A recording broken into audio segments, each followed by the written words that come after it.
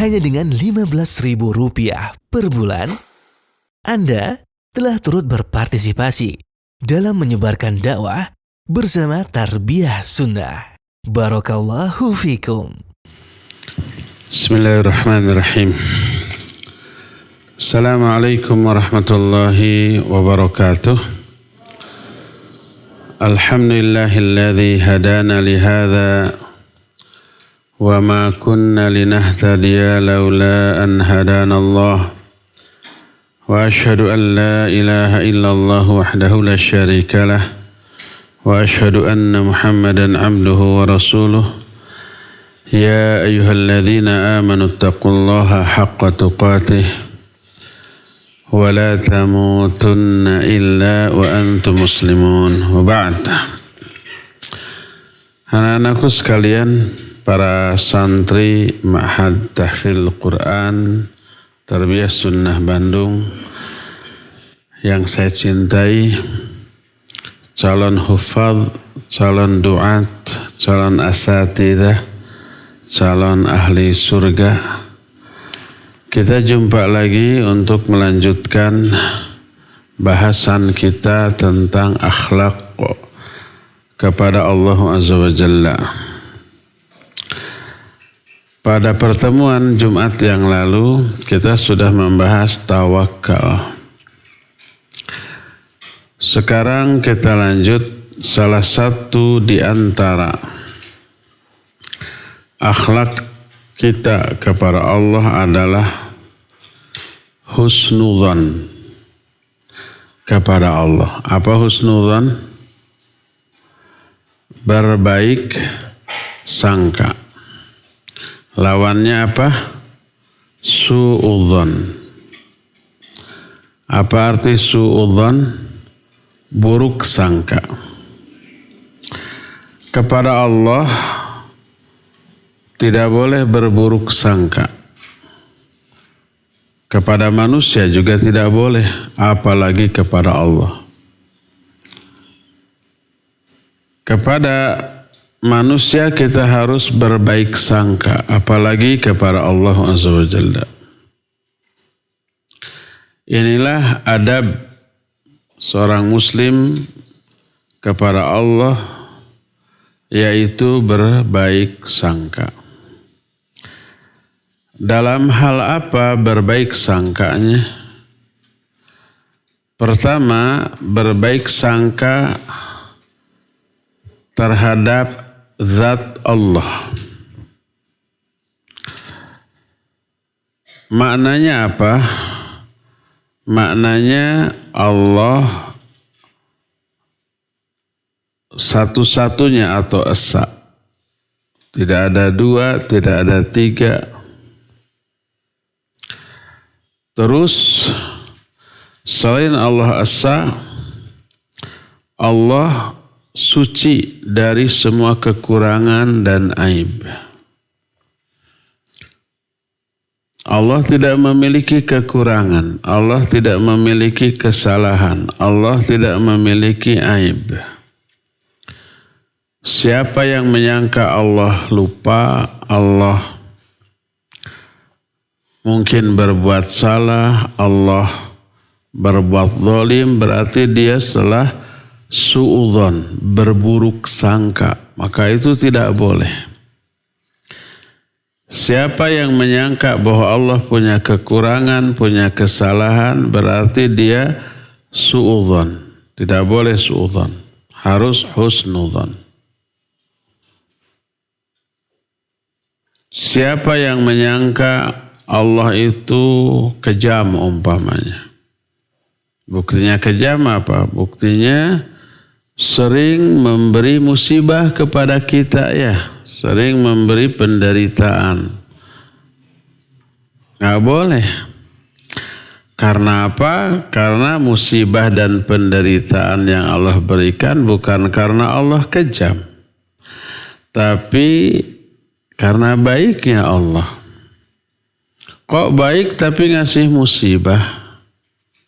Sebab musibah itu menguntungkan kita. Kok musibah menguntungkan kita? Kan musibah bikin kita sakit, sedih ya, kecewa, nangis. Kenapa dianggap menguntungkan?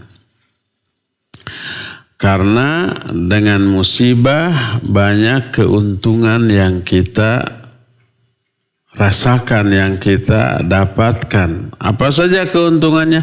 Dosa gugur dengan musibah itu. Pahala dapat dengan musibah itu. Doa kita kalau kena musibah dikabul oleh Allah. Dan banyak lagi yang lain. Umpamanya kita sakit. Atau dibully orang, dizolimi orang, dizolimi teman. Suka ada teman yang jahil. Suka ada teman yang zalim. Suka. Kita sakit enggak? Sakit. Sedih, kecewa. Di mana untungnya? Untungnya dengan dizalimi kita dapat pahala. Dengan dizalimi dosa-dosa kita dikurangi, di-over, dipindahkan ke yang zalim tadi. Dengan dizalimi doa kita kalau mau berdoa kepada Allah bakal dikabul. Tuh banyak keuntungannya. Kalau enggak dizalimi mah enggak. Kalau enggak dizalimi, dosa kita enggak berkurang, pahala kita enggak nambah, dan seterusnya. Jadi, ada untungnya kita dapat musibah. Sama dengan dokter ketika mengobati orang sakit. Apa yang dilakukan oleh dokter kepada pasien yang sakit? Diberi hal yang menyakitkan. Di apa? Disuntik. Ya. Disuntik sakit? Sakit. Ada yang kabur lihat jarum suntik? Ada. Kalian semua kemarin sudah divaksin kan? Disuntik kan? Sakit nggak? Sakit. Cuma kuat. Ada yang kabur? Ada yang nangis? Terus terang saya waktu kecil sering disuntik karena sering sakit. Nangis. Dulu tapi sekarang mah tidak. Jadi dokter menyuntik pasien sakit. Apakah dokter menyakiti pasien dengan cara disuntik itu kejam dokternya? Benci ke pasien ini, pasien saya benci ke pasien, saya suntik aja. Apakah begitu? Tidak. Kenapa dokter nyuntik pasien? Karena sayang. Biar apa? Biar sembuh. Suntikan itu menyembuhkan. Suntikan itu mungkin membunuh penyakit, virus, bakteri, menyehatkan badan, gitu ya. Jadi di balik suntikan yang sakit ada keuntungan. Kadang-kadang dokter ketika mengobati pasien lebih dari nyuntik. Harus ngasih infusan. Sakit mana diinfus dengan disuntik? Diinfus itu. Sama-sama ditusuk jarum. Cuma kalau disuntik mah hanya beberapa detik, kejos paling 5 detik gitu ya. Udah, ada yang sedetik, 2 detik. Kalau infusan mah terus menerus. Bisa berhari-hari, jarumnya nempel di tubuh kita. Sakit? Ya sakit. Perih? Ya perih. Cangkul, pegal. Apakah dokter kejam kok begitu ke pasien gitu? Bukan kejam, tapi malah sayang. Biar apa itu infusan? Biar sembuh, biar kuat, biar sehat. Tuh. Jadi Allah ngasih musibah ke kita juga bukan karena kejam, bukan karena benci. Justru karena sayang. Biar dengan musibah itu kitanya gugur dosa, nambah pahala. Doanya dikabul. Kitanya lebih kuat, lebih tahan, banting, lebih istiqomah daripada sebelumnya. Jadi Allah tidak pernah zalim kepada hamba-hambanya. Wajib husnudzon. berbaik sangka kepada Allah dalam hal zat Allah subhanahu wa ta'ala. Kedua, husnudzon kepada Allah dalam hal rububiyah. Apa maknanya? Wajib meyakini yang ngatur seluruh alam ini Allah. Dan Allah tidak pernah lalai, tidak pernah capek, tidak pernah lelah dalam mengatur dan menciptakan. Kalau manusia bikin gedung, capek apa tidak? Capek berbulan-bulan, kadang bertahun-tahun. Lemas, capek, perlu istirahat. Allah membangun langit dan bumi ini tidak ada lelahnya. Alladzi khalaqa samawati wal arda fi sittati ayyamin. Terus di akhir ayatnya wa ma massana min lughub. Allah menciptakan, laqad khalaqnas samawati wal ard, menciptakan langit dan bumi di 6 hari. Wa ma massana min lughub, dan kami tidak merasa kelelahan. Kuatnya Allah. Jadi yang ngatur semuanya alam ini Allah dan tidak repot. Di atas langit yang 7 ini ada apa? Ada kursi Allah. Kursi Allah lebih besar daripada langit dan bumi. Wasi'a kursiyuhus samawati wal ardo. Kursi Allah itu meliputi langit dan bumi semuanya. Dipiara, dijaga, diatur oleh Allah. Wala ya'uduhu hifdhuhuma. Dan pengaturan, pemeliharaan semuanya itu, langit, bumi dan kursi itu tidak melelahkan, tidak merepotkan Allah sedikit pun. Semua itu mudah bagi Allah. Diatur. Walaupun diatur, Allah tidak kerepotan, tidak kelelahan. Kalau kita mah karyawan di kantor banyak pekerjaan, repot. Wah, cangkul, cangkeng, panas. Kemudian otot-otot jadi kararaku, menggeliat dulu, babatak dulu, drak gitu ya. Istirahat dulu cangkul, bikin kopi dulu, jalan-jalan dulu, ngantuk. Itu orang karena lemah kita mah. Allah mah mengatur semuanya, gak ada lelah, gak ada capek, gak repot. Mudah semuanya itu bagi Allah SWT. Dan tidak hanya mengurus benda-benda yang besar seperti langit, bumi, matahari, bintang, bulan, planet-planet. Tapi makhluk kecil yang hidup di atas planet seperti kita, di atas planet bumi ini seperti kita, baik manusia, jin, malaikat, binatang, setiap detiknya berdoa kepada Allah. Minta kepada Allah. Manusia setiap detik pasti ada yang berdoa ya kepada Allah. Sekarang kita nggak berdoa karena lagi ngaji, di tempat lain ada yang sedang berdoa. Setiap detik tidak pernah kosong dari makhluk yang berdoa kepada Allah. Semuanya Allah penuhi, nggak pernah repot. Allah itu setiap detik sibuk. Ayat menyatakan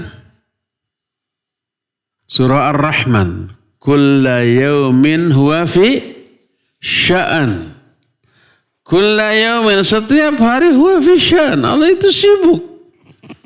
Sibuk apa? Ngatur ini, ngatur itu, mengijabah doa, memenuhi permintaan hamba dan seterusnya. Setiap detik Allah sibuk, tapi tidak menyulitkan, tidak merepotkan, tidak membuat Allah itu lemah, capek, penat, pegel, cangkel. Enggak pernah. Nah, Ini husnudzon kepada Allah dalam hal kerububiyahan Allah Azza wa Jalla. Kalau ada orang yang menyatakan kayaknya Allah repot ya mengatur semuanya, dia suudzon kepada Allah. Kayaknya Allah keringetan ya ngatur semuanya setiap detik. Enggak, dia suudzon kepada Allah. Enggak boleh suudzon begitu, tapi harus apa? Harus husnudzon. Apa husnudzon deh? Berbaik sangka kepada Allah Subhanahu wa taala dalam hal ar-rububiyah. Rububiyah itu mengatur seluruh alam ini tanpa kerepotan, tanpa kelelahan, tanpa kecapean. Ketiga, husnudzon kepada Allah dalam hal uluhiyah. Apa artinya? Dalam hal penyembahan. Artinya menyangka alias meyakini Allah satu-satunya yang berhak disembah. Selain Allah nggak ada. Kalau ada yang menyangka bahwa ada selain Allah yang boleh disembah, dia suudzon kepada Allah dalam hal uluhiyah.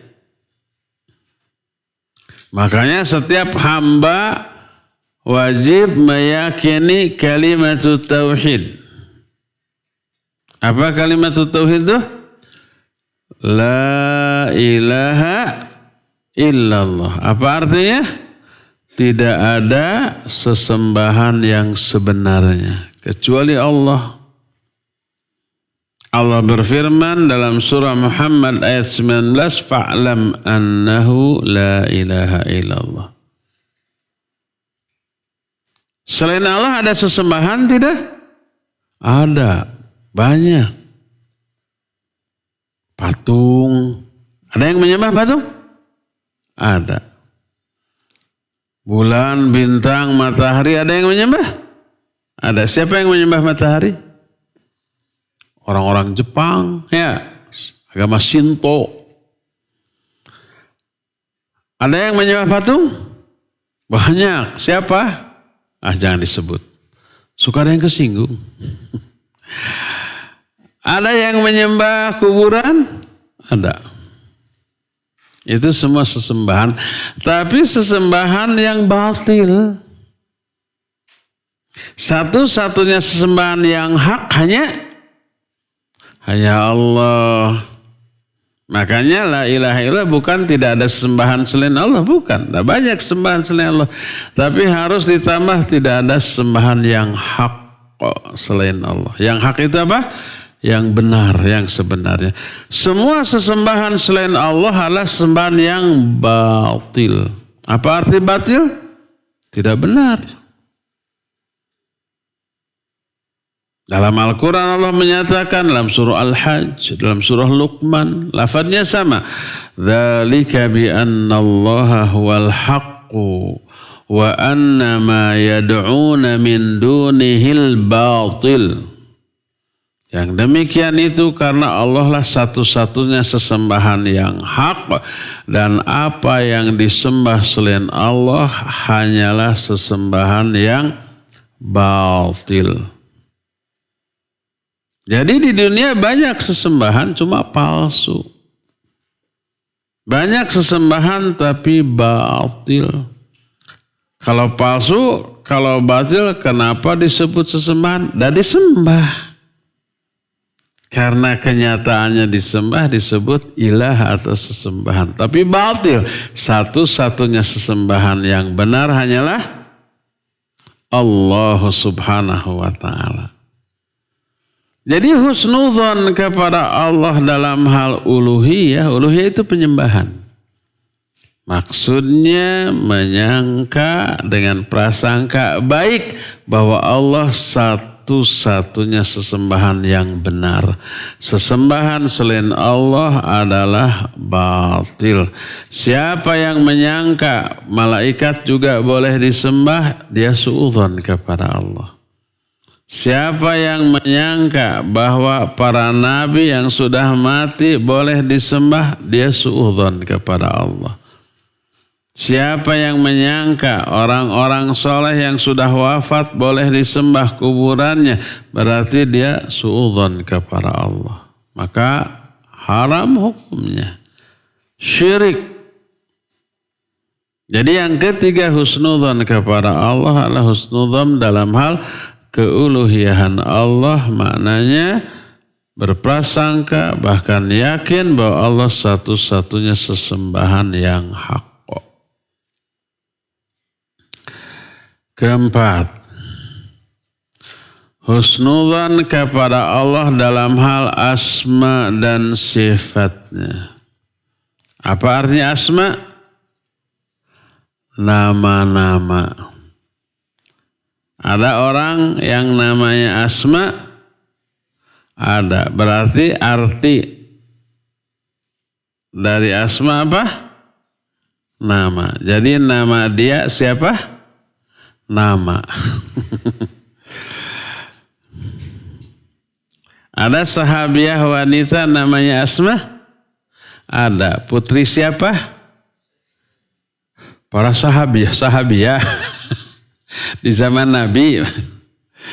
Di zaman Nabi. Ada Asma. Bapaknya siapa? Abu Haidar. Bukan, Abu Bakar. Asma binti Abu Bakar. Saudarinya siapa? Aisyah. Aisyah kan putri siapa? Putri Abu Bakar. Abu Bakar punya banyak anak dan putra dan putri. Salah satunya Aisyah. Ada juga Asma. Asma binti Abu Bakar.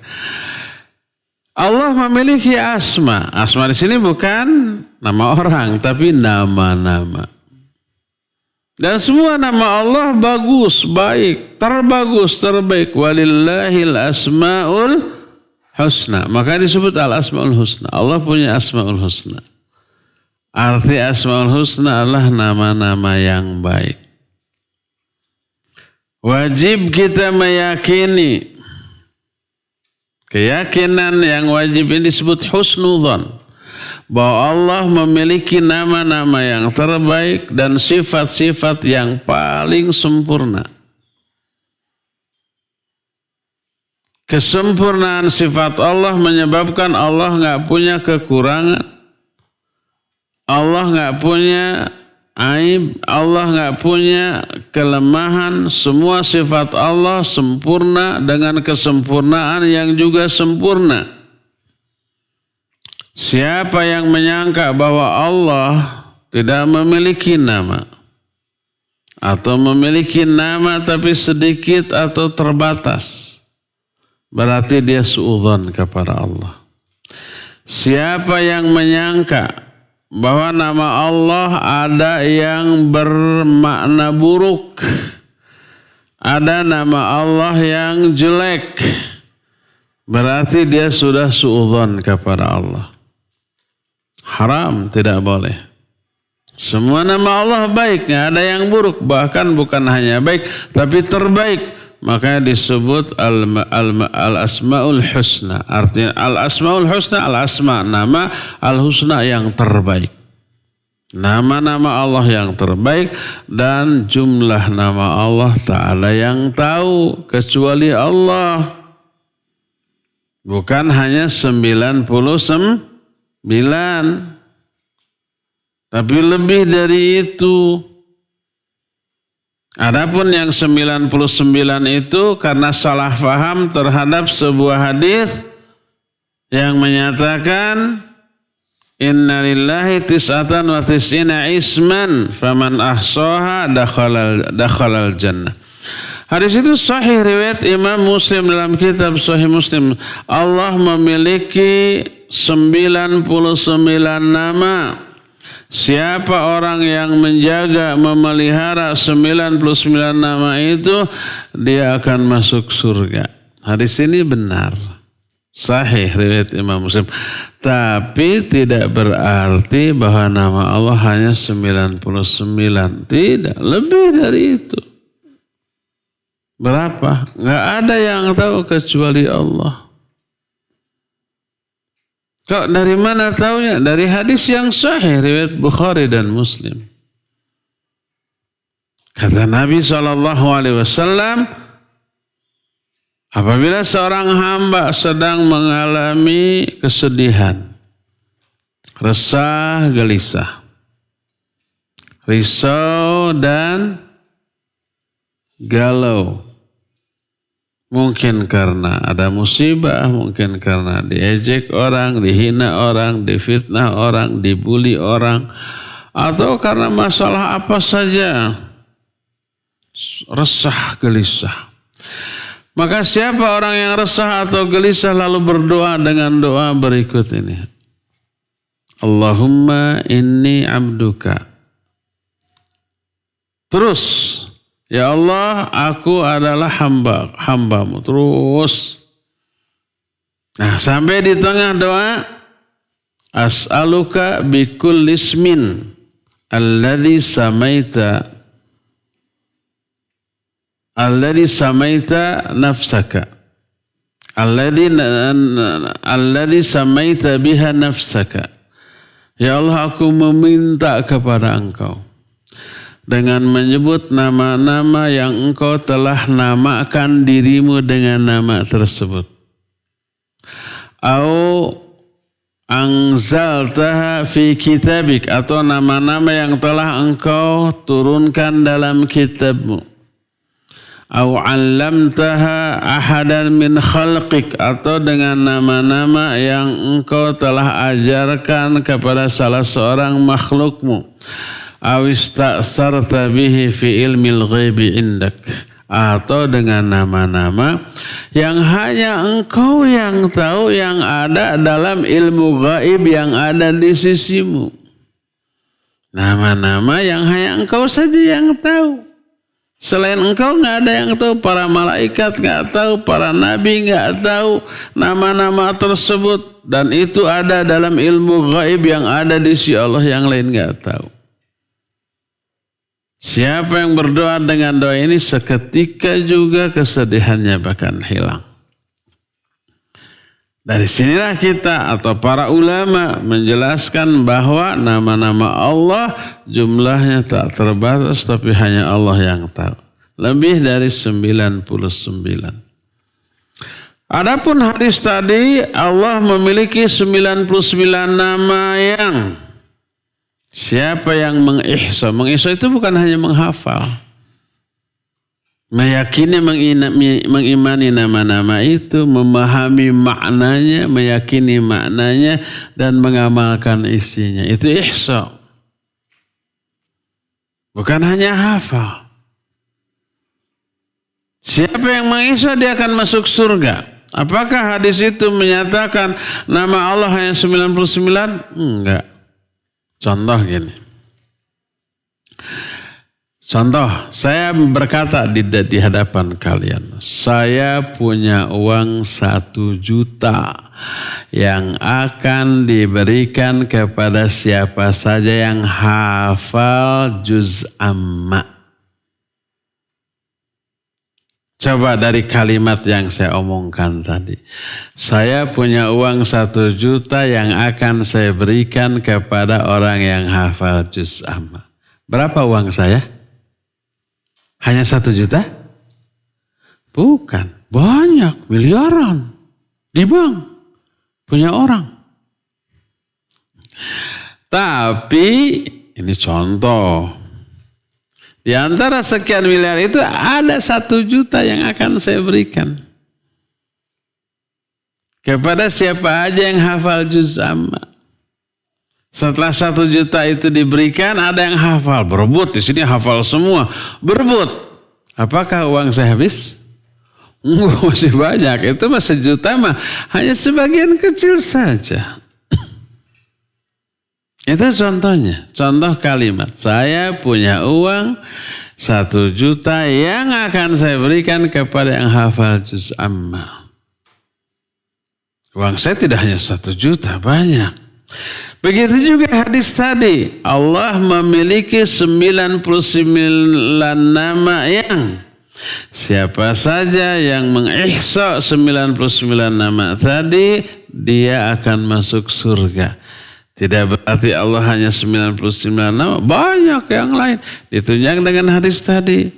Dengan nama yang hanya Engkau ya Allah yang tahu dalam ilmu gaib yang ada di sisimu.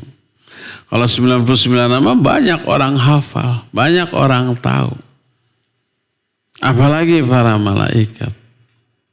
Berdasarkan hal itulah maka husnuzon kepada Allah di dalam hal nama pertama. Wajib meyakini Allah punya nama-nama. Karena Allah punya nama, ketika berdoa sebut namanya dalam doa. Walillahil asmaul husna fad'uhu biha.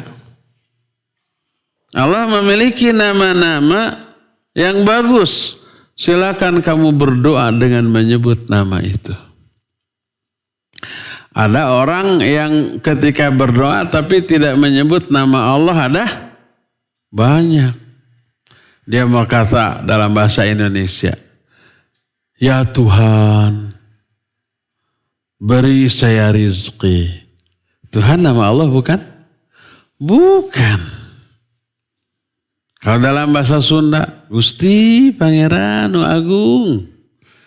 Gusti Pangeran itu bukan nama Allah. Sama dengan kita. Kita ini apa? Apa kita? Manusia, orang. Manusia punya nama? Punya. Ada yang Asep, ada yang Ujang, ada yang Aden, ada yang Udin ya. Tapi ketika manggil, hai orang. Orang minta dong saya, kasih dong saya. Tidak disebut namanya. Sama dengan begitu. Allah itu ilah atau Rabb atau bahasa Indonesianya Tuhan, bahasa Sundanya umpamanya Gusti atau Pangeran yang seperti itulah. Tapi ketika berdoa tidak menyebut nama Allah ya Rahman, ya Rahim, ya Wahhab, ya Jawad, ya Karim umpamanya. Itu kan nama-nama Allah. Itu sebut harusnya. Tapi banyak orang tidak menyebut itu. Malah nyebut ya Tuhan, ya Gusti, ya Pangeran, dan seterusnya. Walaupun diniatkan ditujukan kepada Allah, tapi tidak menyebut nama Allah. Para Allah menyatakan, walillahil asma'ul husna. Fad'uhu biha. Allah memiliki al-asma'ul husna, maka berdoalah kamu dengan menyebut asma'ul husna tadi. Jadi husnuzan kepada Allah dalam hal asma'ul husna pertama, yakini Allah punya asma'ul husna. Punya nama-nama. Kedua, yakini nama-nama Allah itu seluruhnya baik, bahkan terbaik. Tidak ada nama Allah yang buruk. Siapa yang meyakini Allah namanya buruk, kurang bagus, jelek, dia suudzon kepada Allah. Ketiga, dalam setiap nama mengandung sifat. Beda dengan manusia. Manusia diberi nama tapi nggak ada makna. Contoh, Ujang. Ada yang namanya Ujang? Apa arti Ujang? Tidak ada. Ya enggak? Nyai. Encep. Enggak ada nama. Enggak ada arti. Ya. Tapi kalau Allah, semua nama Allah ada arti dan arti itu menunjukkan sifat. Contoh Rahman. Apa arti Rahman? Yang maha pengasih. Karena memang sifatnya Allah pengasih. Rahim. Apa arti Rahim? Yang penyayang. Allah itu kabir. Apa arti kabir? Besar memang. Kenyataannya Allah besar. Besar apa aja? Semuanya. Zatnya juga kekuasaannya. Dan seterusnya. Allah itu Ghafur. Apa arti Ghafur? Maha pengampun. Memang sifat Allah pengampun. Jadi semua nama Allah punya makna. Dan makna tersebut menunjukkan sifat. Ada manusia yang punya nama dan namanya punya makna yang bagus. Ada? Ada banyak. Di sini ada namanya Abdurrahman. Minimal yang saya tahu ada duanya. Tuh gitu. Ada lagi yang lain? Ada arti Abdurrahman? Apa artinya? Hamba Allah. Ar-Rahman itu Allah, nama Allah. Ada lagi di sini namanya Ridho. Satu. Ada lagi yang lain? Apa arti ridho? Ada arti ridho? Ada. Ridho itu senang. Senang, perasaan bahagia itu ridho.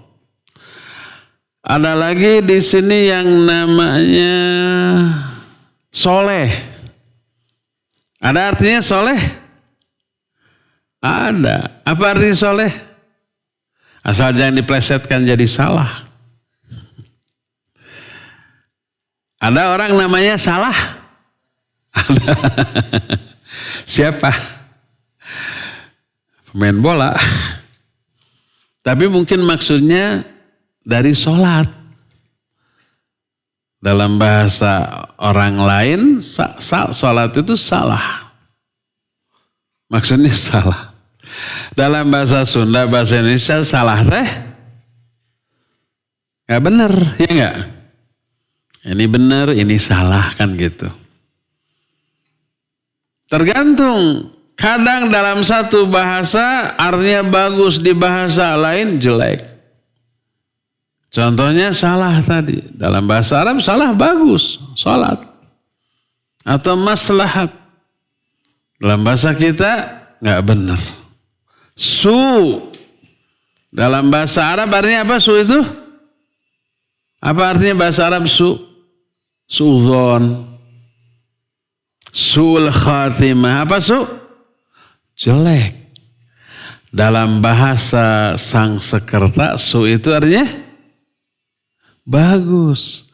Susastra. Suharto. Artinya harta yang bagus. Kalian mah tidak mengalami zaman Presiden Soeharto ya. Saya mengalami. Dalam bahasa Sangsekerta, Soeharto artinya harta yang bagus. Su-nya itu bahasa Sangsekerta bagus. Tapi bahasa Jawa, bahasa Arab, su itu artinya jelek. Nah, Allah Azza wa Jalla memiliki nama dan seluruh nama memiliki makna, memiliki arti dan seluruh arti dalam nama Allah menunjukkan sifat.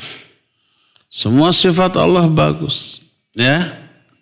Itulah poin yang keempat dalam hal husnudzon. Husnudzon dalam hal asma dan sifat. Kelima. Husnudzon kepada Allah dalam hal takdirnya. Takdir Allah. Semua takdir Allah bagus, baik. Tidak ada yang buruk. Tapi bukankah ada hadis yang menyebutkan takdir yang buruk? Benar apa tidak? Benar. Ketika Nabi SAW ditanya tentang rukun iman oleh malaikat Jibril. Apakah iman itu?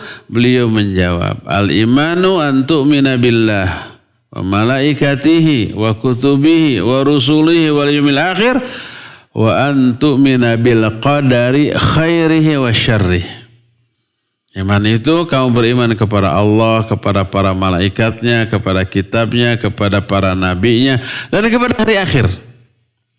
Dan kamu beriman kepada takdir Allah, baik takdir yang baik ataupun yang buruk.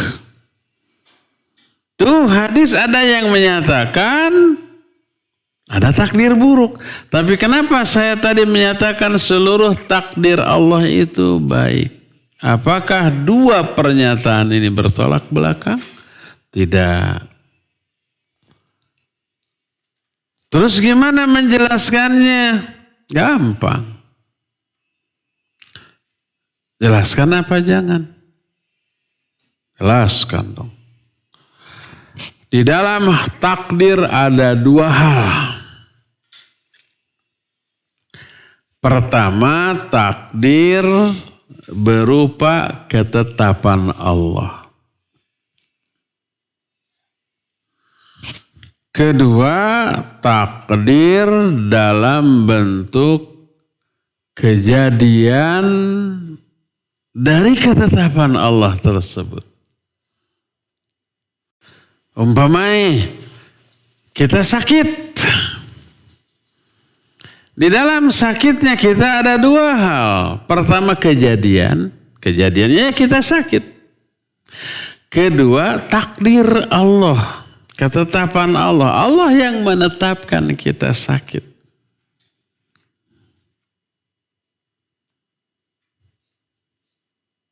Nah, kalau kejadiannya kan disebut takdir juga. Berupa sakit, ini buruk. Kenapa buruk? Karena kita mengalami sakit, menderita, nggak enak gitu ya. Makanya disebut buruk bagi kita. Makanya itu sakit disebut dengan takdir yang buruk. Tapi ketetapan Allah yang menetapkan kita sakit itu baik. Allah kenapa menetapkan kita sakit? Untuk kebaikan kita. Dengan sakit, dosa-dosa kita ini digugurkan, diampuni. Mungkin kita banyak dosa, ditunggu tobatnya, kok nggak tobat juga. Oleh Allah diberi sakit aja, biar dosa tersebut terhapus. Gitu tuh. Allah ingin kita ini dapat banyak pahala, tapi kok ibadahnya gitu-gitu aja. Makanya Allah kasih sakit dan Allah kasih sabar. Dengan sabar ketika sakit, Allah kasih pahala. Allah ingin mendengar dia ini merintih, berdoa kepada Allah. Tapi ditunggu-tunggu kok nggak ada aja doanya gitu, lupa kepada Allah. Allah kasih musibah, Allah kasih sakit. Nah ketika sakit, ketika musibah suka berdoa kepada Allah. Saya ingin sembuh nih dari penyakit ya Allah. Nah baru sembuhkan saya. Kalau nggak dikasih sakit mah nggak berdoa gitu ya. Dan banyak lagi kebaikan-kebaikan lain di dalam sakitnya kita. Makanya Allah tetapkan kita dengan ketetapan sakit untuk kebaikan kita. Agar dosa kita gugur, agar dapat pahala, agar kita berdoa dan agar doa kita ini dikabulkan dan agar tubuh kita setelah sakit itu lebih kuat loh. Mental kita juga teruji loh. Coba ya. Anak-anak yang sejak kecil pesantren seperti kalian. Itu mentalnya, kemandiriannya jauh lebih bagus, lebih kuat dibanding anak-anak yang sejak kecil sampai dewasa bareng-bareng sama orang tua. Karena ketika kalian pesantren tuh mental itu, fisik dan mental digembleng, diuji. Di pesantren kadang di antara kalian ada yang sakit, ya enggak? Meriang, batuk, nggak enak badan. Kalau di rumah diurus sama ibu, sama ayah. Dibalur, dikasih obat, dibawa ke dokter gitu kan. Manja. Tapi kalau di pesantren nggak ada yang peduli. Ada teman ya udah sabar aja ya. Lapor ke ustadz, ya sabar, dikasih obat. Di akhirnya meriang sendiri, nangis sendiri, ingat ke ayah ke ibunya gitu. Tapi ayah ibunya jauh, nangis dia berdoa kepada Allah. Besoknya sembuh. Dia punya pengalaman, setelah sakit, ketika sakit nggak ada yang ngurus begini, akhirnya terbiasa. Mungkin bukan sekali dua sekali sakitnya, berkali-kali. Semakin sering sakit, semakin dia terbiasa ngurus dirinya sendiri. Nggak, kalau di rumah sedikit-sedikit, mama ini pegel, mama ini sakit, mama cengeng, mental tempe. Itu yang pertama. Yang kedua, ketika pesantren kayak gini ngurus semuanya sendiri. Bangun tidur, biasanya kan langsung main, langsung makan, langsung apa. Yang membereskan tempat tidur ibunya gitu ya. Yang nyuciin ibunya, yang menyiapkan pakaian perlengkapan sekolah ibunya. Ketika di pesantren sendiri. Beresin sendiri.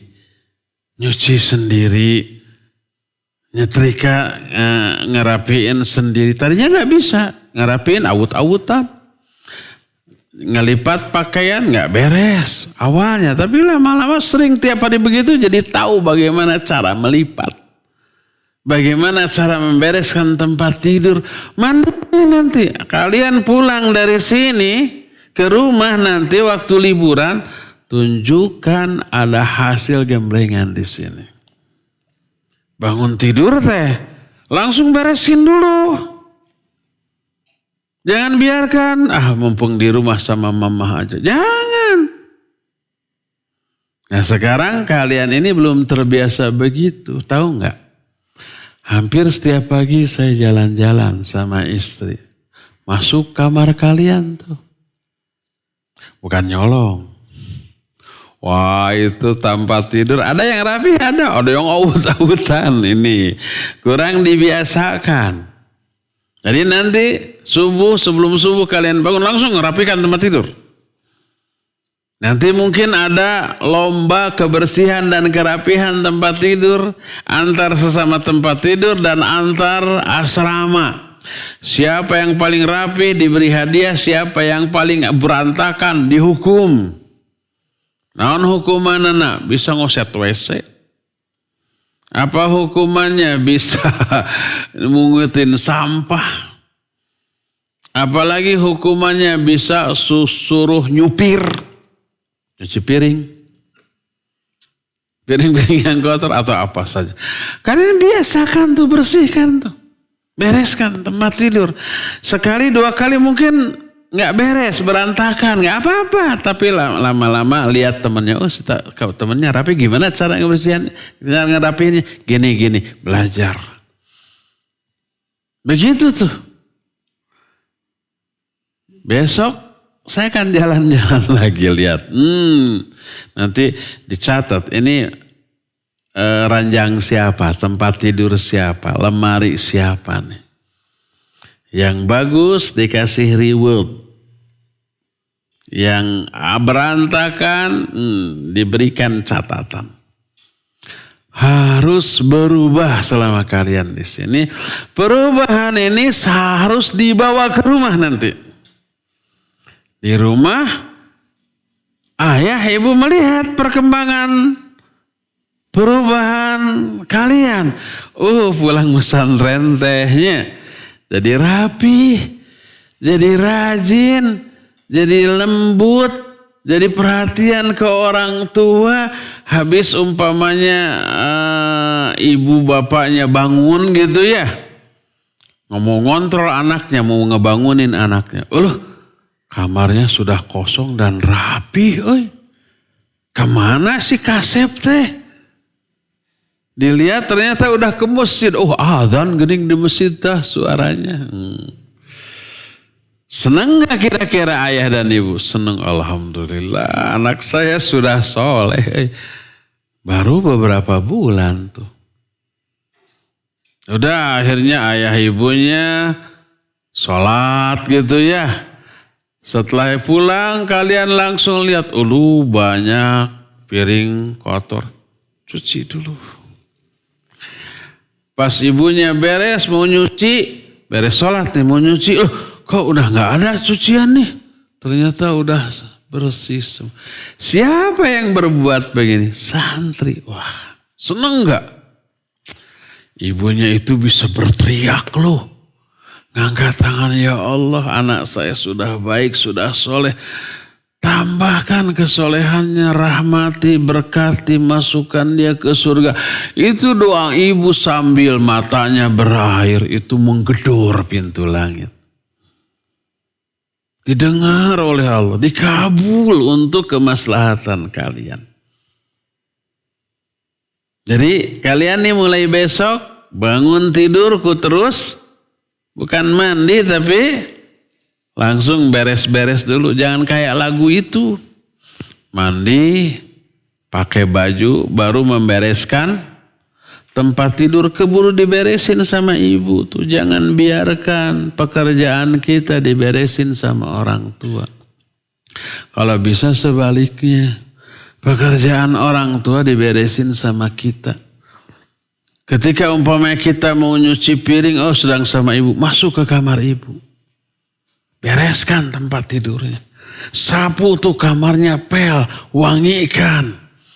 Begitu beres ibu nyuci, masak sekarang kan gampangnya, masak cetrek, tinggalkan. Nggak kayak dulu. Ibu masuk kamar mau beresin, udah wangi, udah rapi. Siapa yang berbuat? Nah, jadilah kebanggaan ibu.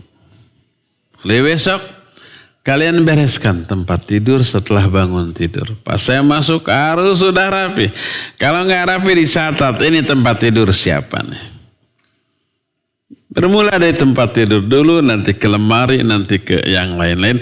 Nanti ada reward, ada hadiah bagi yang paling rapi. Baik perorangan ataupun per asrama. Diumumkan nanti. Yang paling rapi si fulan. Diumumkan yang paling berantakan si fulan. Nah, malu apa tidak? Malu. Yang paling rapi adalah asrama apa namanya? Asrama anu. Yang paling berantakan asrama yang anu. Gitu. Diumumkan ya. Jadi husnudzon kepada dalam hal takdirnya maknanya menyangka, meyakini semua takdir Allah baik. Semua takdir Allah itu bagus. Semua takdir Allah bermanfaat untuk kita semua. Ya, itulah beberapa penjelasan husnudzon kita kepada Allah Subhanahu wa Ta'ala, dan ini adalah akhlak yang mulia dari seorang mukmin kepada Allah Subhanahu wa Ta'ala. Ya, cukup ya sampai di sini dan kita masuki sesi tanya jawab. Wassallallahu ala nabiyina Muhammadin wa ala alihi wa ashabihi wassalam. Ya, ada yang mau bertanya silakan.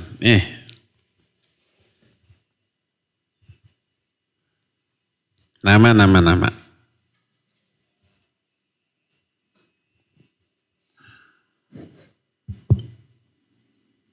Assalamualaikum warahmatullahi wabarakatuh. Waalaikumsalam warahmatullahi wabarakatuh. Nama Muhammad Hafiz. Muhammad Hafiz. Muhammad Hafiz. Hafiz.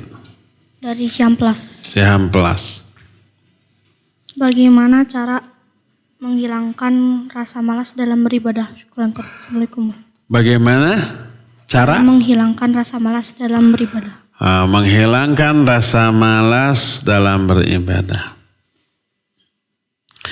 Memang kalian suka malas ya dalam ibadah ya? Suka?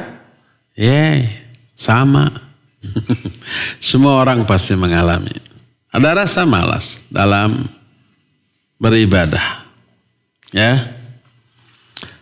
Malas memurojaah hafalan, malas nambah hafalan, malas melakukan ibadah sunnah, bangun malam, mau tahajud malas, Senin Kamis mau saum malas, gitu ya. Semua orang mengalami itu, tidak hanya kalian, para ustadz juga begitu. Kenapa begitu? Banyak faktor. Ada faktor godaan setan. Setan menggoda kita dengan memberi rasa malas. Faktor yang kedua, dosa-dosa yang kita lakukan. Kalau kita melakukan dosa menyebabkan malas untuk melakukan ibadah. Ketiga, kurang berkualitasnya ibadah kita. Kurang benernya ibadah kita. Seperti sholat, karena kurang benar, kurang khusyuk. Akhirnya kita tidak merasakan kenikmatan di dalam sholat. Ketika tidak nikmat dalam sholat, malas sholat tuh. Ya. Nah, lalu bagaimana caranya agar kita tidak malas? Pertama nih, hindarkan dosa-dosa. Jangan sekali-kali berani secara sengaja direncanakan dalam keadaan sadar melakukan dosa. Semua dosa apapun bentuknya, besar ataupun kecil, itu berakibat buruk. Salah satu akibat buruknya adalah malas dalam ibadah. Malas ibadah, semangat maksiat. Makanya hindarkan. Apapun bentuk dosa tersebut, bentuk kesalahan tersebut, hindarkan, jauhi. Itu pertama. Kedua nih, agar kita tidak malas dalam beribadah, maka sering-seringlah berdoa, minta hidayah kepada Allah, berlindung dari kemalasan. Ada doa dari Nabi SAW. Allahumma inni a'udzubika minal hammi wal hazan wal ajzi wal kasali. Allahumma ya Allah, inni sungguhnya aku a'udzubika, aku minta perlindungan kepadamu. Aku berlindung kepadamu minal hammi wal hazan, dari resah dan kesedihan. Wal ajzi wal kasal, dan dari kelemahan dan kemalasan. Hafalkan doa tersebut. Kalau enggak bisa bahasa Arabnya, bahasa Indonesia. Ya Allah, aku berlindung kepada Engkau dari kemalasan, dari kelemahan dan kemalasan. Minta berdoa kepada Allah, ya. Itu cara yang kedua.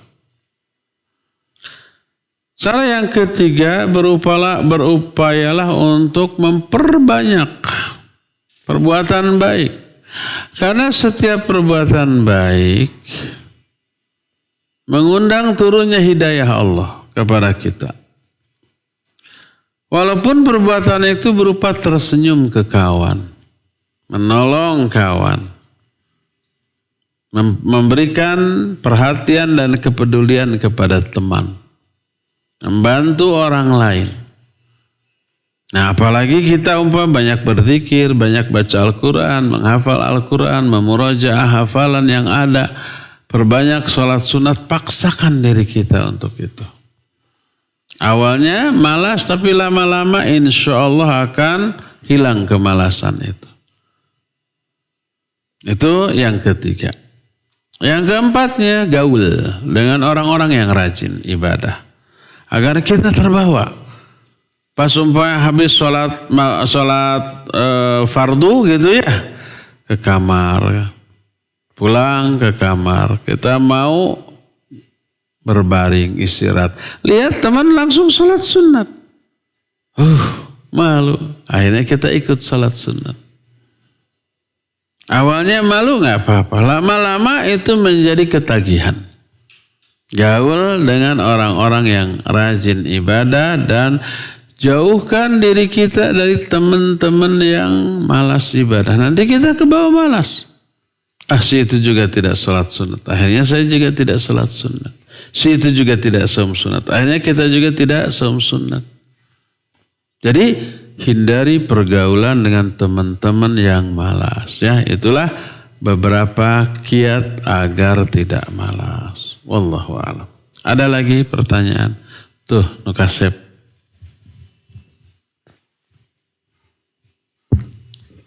Assalamualaikum warahmatullahi wabarakatuh. Waalaikumsalam warahmatullahi wabarakatuh. Nama Ana Sultan dari Margasih. Sultan, silakan. Apakah boleh menyingkat nama Rasul dan Allah seperti Muhammad SAW dan Allah SWT? Iya. Anak-anak muda sekarang kalau WA, SMS itu sering nyingkat-nyingkat. Yang sering kali kita nggak ngerti ini apa namanya, ya. Apa maksudnya? Boleh nggak menyingkat doa? Umpamanya Sallallahu alaihi wasallam disingkat menjadi SAW. Subhanahu wa ta'ala disingkat menjadi apa? SWT. alaihi salam menjadi AS. Berkata Nabi Musa AS. Kan gitu ya? Maksud AS apa? Alaihi salam, tapi disingkat. Atau radhiyallahu anhu disingkat menjadi apa? RA. Padahal ada RA lain. Raudhatul Atfal, RA-nya. Apa arti Raudhatul Atfal? TK, taman kanak-kanak. Boleh apa tidak? Tidak boleh. Dan itu bukan doa. Jadi kalau Allah SWT, udah SWT. Tidak subhanahu wa ta'ala dan tidak ada pahala. Berkata Nabi SAW. Itu nggak ada pahala. Ketika menulis SAW. Baru ada pahala kalau lengkap. Sallallahu alaihi wasallam. Habis capek atau kepanjangan kalau sallallahu alaihi wasallam. Kalau subhanahu wa ta'ala kepanjangan. Dari capeknya itu justru dapat pahala. Mau dapat pahala tapi nggak mau capek. Gabut. Tahu gabut? Mau makan apa? Gaji?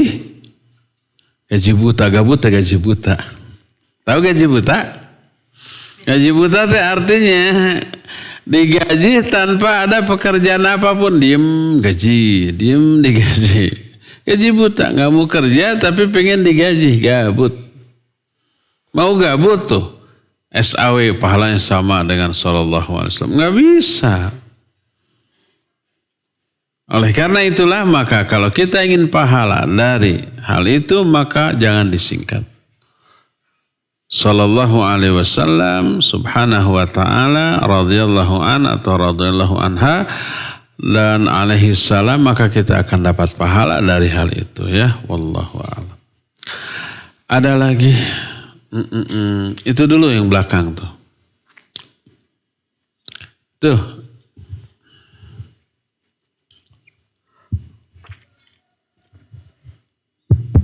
Assalamualaikum Ustaz. Nama anak Faris dari Cihampelas. Faris Cihampelas. Ya silakan Faris. Apa makna kursiullah? Apa makna kursiullah? Kursi Allah. Ada ayat namanya ayat kursi enggak? Ada. Surah apa? Al-Baqarah ayat 255. Disebut ayat kursi karena di dalamnya ada lafaz kursi. Wasi'a kursiyuhus samawati wal ard. Kursi Allah meliputi langit dan bumi. Ketika Nabi SAW menjelaskan tentang kursi Allah, beliau menyatakan bahwa kursi Allah dikatakan al-kursi maudhi'u qadamaillah. Kursi itu tempat kedua kaki Allah. Itu perkataan Nabi SAW. Tapi karena Allah itu laisa kamitslihi syai'un. Allah itu tidak sama dengan makhluknya. Maka jangan disamakan Allah menempati kursi itu seperti kita menempati kursi. Seperti makhluk menginjak dua tempat pijakan. Tidak. Pertama, ba'inun min khalqih. Allah itu terpisah dari makhluknya. Kalau kita menempati suatu tempat, berpisah nggak dengan tempat itu? Tidak berpisah. Nempel. Saya nempati kursi. Nempel nggak di kursi? Nempel. Butuh nggak saya ke kursi? Butuh. Kalau kursinya ambruk, saya gimana? Jatuh. Kalau Allah mah tidak. Allah menempati kursi, tidak menempel di kursi itu. Tidak membutuhkan kursi tersebut. Apapun yang terjadi pada kursi, kursinya hancur umpamanya, tidak ada pengaruh apa-apa bagi Allah Azza wa Jalla. Allah itu ghaniyun 'anil alamin. Allah itu tidak butuh apapun dari alam ini. Sama dengan begini, Allah mendengar dan melihat apa tidak? Allah mendengar, melihat apa tidak? Jawab, mendengar dan melihat. Ada ayatnya? Ada. Innallaha sami'un basir. Allah maha mendengar, maha melihat. Kita melihat dan mendengar apa tidak? Iya, kita melihat dan mendengar. Sama dong sifat Allah dengan sifat kita? Enggak. Apanya yang enggak? Cara melihatnya, cara mendengarnya beda. Jangankan kita dengan Allah. Kita dengan binatang juga cara mendengarnya beda, cara melihatnya beda. Kemampuan melihat dan mendengarnya juga beda. Kononnya umpama ini suara saya ini dipancarkan melalui gelombang dengan frekuensi tertentu. Tapi dalam jarak umpama 1 kilo nggak bisa terdengar oleh telinga orang. Karena kemampuan telinga orang itu terbatas. Kalau mau mendengar suara saya ngomong di sini, terus mau mendengar di Bandung, harus pakai alat. Apa alatnya? Radio. Radio itu menangkap gelombang tersebut, lalu dikeluarkan suaranya pakai speaker, baru kedengaran persis suara saya. Tanpa radio nggak bisa. Tapi ada makhluk tanpa melalui radio, dia bisa mendengar suara yang gelombangnya di atas 20.000 kH atau di bawah 20 H ya. Apa binatang itu? Kelelawar. Kalong, tahu pernah lihat kelelawar? Dia mungkin bisa mendengar tanpa menyetel radio. Ketika sambil terbang, sambil bergelantungan di pohon, bisa mungkin. Padahal jauh. Dengan kemampuan mendengarnya yang luar biasa, kalong itu kan malam hari ya, bukan penglihatan tapi pendengaran. Dia mengepakkan sayapnya ketika terbang. Sayapnya itu menyebarkan gelombang ke semua arah. Kalau ada benda kena gelombang itu dipantulkan kembali, didengar oleh telinga kelelawar. Dengan cara seperti itu kelelawar tahu ada benda apa di sekelilingnya. Makanya nggak akan nubruk. Karena nggak lihat jeger nabrak pohon, nggak. Jeger nabrak tiang listrik, nggak. Tahu, oh melalui telinganya tuh. Dengan telinganya juga tahu, oh ini ada buah. Ada buah, ada bohlam, gak akan tertukar. Gak pernah ada kasus kelelawar mau makan buah ternyata bohlam, gak. Kan bentuknya sama. Enggak. Tahu mana yang matang, mana yang mentah hanya dari telinga. Cara mendengar kita dengan cara mendengar kelelawar sudah beda. Kita mengetahui lingkungan sekitar, Allah mau mengetahui? Iya. Kita mengetahui? Iya. Bagaimana cara mengetahui? Beda. Kita mengetahui lingkungan sekitar dengan cara dilihat, diraba. Kalau ular mengetahui ada mangsa melalui apa? Lidahnya. Lidah ular kan suka menjulur-julur ya. Lidahnya dikeluarkan menangkap gelombang atau bau atau apa, lalu dia tempelkan ke hidung, oleh hidung kemudian dikirim ke otak. Oh tahu ada tikus, tahu ada ayam, tahu ada orang, tahu ada. Dengan cara begitu dia mengetahui. Kita cara mengetahui adanya gula gimana? Dilihat oh ada, terus dicoba. Ini gula, nggak akan tertukar dengan garam. Bagaimana cara semut mengetahui gula? Nggak tahu kitanya. Tiba-tiba kalau ada gula tumpah, nggak ada semut tadinya. Nggak lama, dikerubutin semut. Gimana caranya semut tahu bahwa itu gula ada di sana ya? Nggak tahu, mungkin di kepala semut ada apa? Antena, mungkin itu. Jadi si gula tersebut ketangkap, mungkin sinyalnya, mungkin gelombangnya, mungkin aromanya. Oh, ada yang manis-manis di sana ketangkap. Padahal nggak lihat si semut itu. Oh, baru aja berdatangan. Antara kita dengan binatang, cara melihat, cara mengetahui, cara mendengar itu sudah beda.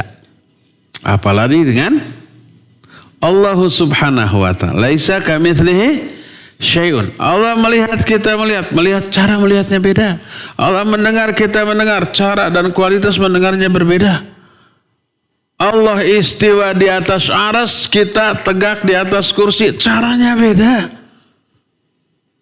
Termasuk kursi Allah, tempat kedua kaki Allah, cara menempatinya berbeda.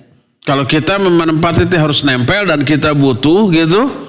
Dan yang kita tempati harus lebih kuat dari badan kita. Kalau nggak kuat maka bakal apa? Amruk gitu ya. Maka Allah menempati dua kursi, tidak menempel, tidak butuh, tapi dengan cara yang hanya layak bagi kemuliaan dan keagungan Allah subhanahu wa ta'ala. Yang entah gimana tata caranya. Kita tahu cara kita mendengar begini, cara kita melihat begini, cara mengetahui begini. Kita tahu cara ular mengetahui gimana. Kita tidak tahu cara semut mengetahui adanya gula, nggak tahu. Cara Allah dalam hal melihat, mengetahui, menempati berbeda dengan seluruh makhluknya dan kita tidak tahu bagaimana caranya. Oleh karena itu wajib meyakini sifat Allah seperti yang diterangkan oleh Allah dalam Quran atau hadis tanpa menyamakan dengan sifat-sifat makhluknya dan tanpa memastikan caranya karena kita tidak tahu ya. Demikian wallahu a'lam bissawab. Ada lagi? Fairuz.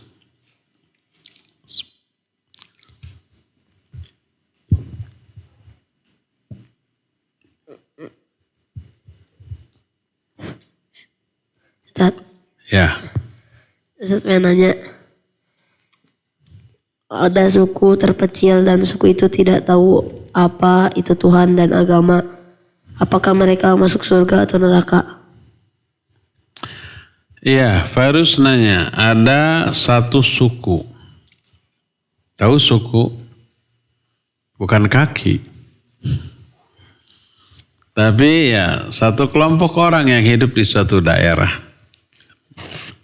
Penduduk suatu desa. Seperti suku kita di Bandung, suku apa? Sunda, ada suku Jawa, suku Batak, dan seterusnya. Suku Betawi. Gak ada suku Cimahi. Cimahi masih suku Sunda. Ada satu suku terpencil di pedalaman hutan, di gunung. Gak ada yang mendakwahi mereka. Tidak pernah ada ustadz yang datang. Mereka tidak tahu tentang Islam. Sampai matinya demikian. Jadi mereka tidak tahu harus ibadah kepada Allah. Bagaimana cara ibadahnya, cara sholatnya. Gak ada yang ngasih tahu. Apakah mereka ke surga atau ke neraka? Ya, wallahu a'lam bissawab. Mereka dalam pandangan syariat tetap bukan muslim. Kalau kita menemukan suku seperti itu lalu ada yang mati, tidak boleh disolatkan, ya, dimintakan ampunan. Karena mati bukan di atas Islam. Tidak boleh dikuburkan di pekuburan kaum muslimin. Para wanitanya tidak boleh dinikahi karena bukan Islam. Apalagi laki-lakinya tidak boleh dinikahkan kepada muslimah. Sesembelihan mereka tetap haram karena bukan muslim. Adapun nasib mereka di akhirat terserah Allah Azza wa Jalla. Mungkin di antara mereka ada yang jahat, mungkin ada yang baik ke sesama ya, suka nolong, suka membantu gitu. Tapi karena mereka tidak mengenal Allah, karena nggak ada yang mendakwahi, memberitahukan, tidak sholat mereka. Nasib mereka di akhirat diserahkan kepada Allah Azza wa Jalla. Itu sama dengan orang yang hidup di zaman fatrah. Fatrah itu zaman yang kosong dari Nabi. Nggak ada Nabi. Nabi sebelumnya sudah lama meninggal, ajarannya juga yang benar sudah tidak diketahui. Nabi yang baru belum muncul. Orang yang hidup pada masa fatrah itu terserah Allah. Kalau Allah menghendaki, Allah akan mengampuni mereka dan masukkan mereka ke dalam surga. Kalau Allah menghendaki mereka diazab, maka mereka adalah hamba-hamba Allah. Tapi menurut sudut pandang syariat, mereka dianggap bukan muslim. Karena mati tidak dalam keadaan Islam, maka diberlakukan aturan untuk orang non-muslim. Kalau mereka mati tidak boleh doakan, tidak boleh disolatkan, tidak boleh dikuburkan di pekuburan kaum muslimin. Sesembelihannya tidak boleh kita makan. Demikian juga para wanitanya tidak boleh dinikahi dan laki-lakinya tidak boleh dinikahkan kepada wanita muslimah. Ya, wallahu a'lam bishawab. Cukup ya, sampai di sini saja. InsyaAllah kita jumpa kembali di hari Jumat yang akan datang. Subhanakallahum bihamdik. Asyhadu an la ilaha illa anta. Astaghfiruka wa atubu ilaik. Walhamdulillah rabbil alamin. Wassalamualaikum warahmatullahi wabarakatuh.